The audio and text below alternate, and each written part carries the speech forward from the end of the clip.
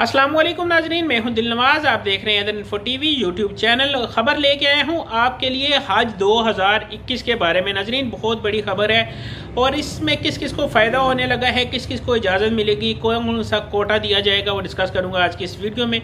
Video शुरू करने से पहले हमेशा की तरह मेरी एक ही रिक्वेस्ट, देखने वाले प्यारे प्यारे नाजरीन से गुजारिश करूंगा कि मेरे चैनल को सब्सक्राइब नहीं किया तो इसको कर लें सब्सक्राइब और साथ में जो घंटी का बटन दबाएं ताकि इसके बाद हमारी आने वाली वीडियो आपके पास पहुंचती रहे और आपकी मालूमात में इजाफा होता रहे। शुक्रिया नाजरीन। वीडियो शुरू करते हैं और आपको बताते हैं सबसे पहले कि जो हज की एज लिमिट है वो 18 साल से 60 साल तक कर दी गई है। जी नाजरीन, कम से कम 18 साल और ज़्यादा से ज़्यादा 60 साल के अफराद इस साल हज करेंगे और पिछले साल की निस्बत इस साल हाजियों की तादाद में इजाफा होगा। और सबसे मज़े की जो बात है, पिछले साल सिर्फ सऊदीया में रहने वाले लोगों ने हज किया था, लेकिन इस साल इंटरनेशनल मुल्कों से भी हाजी शामिल होंगे और हज कर पाएंगे।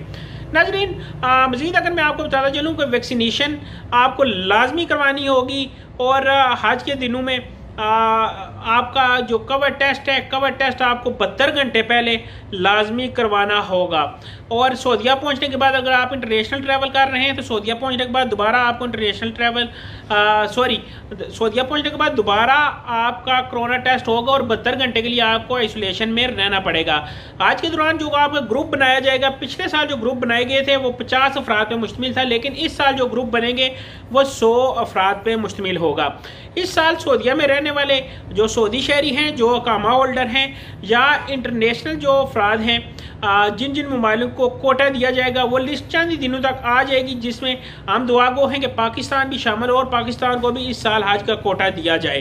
नाजरीन, वीडियो अच्छी लगी तो चैनल को करें सब्सक्राइब ताकि मेरी मज़ीद वीडियो आप तक पहुंचती रहे। मुझे दें इजाज़त। अल्लाह हाफिज़। अल्लाह के बाद।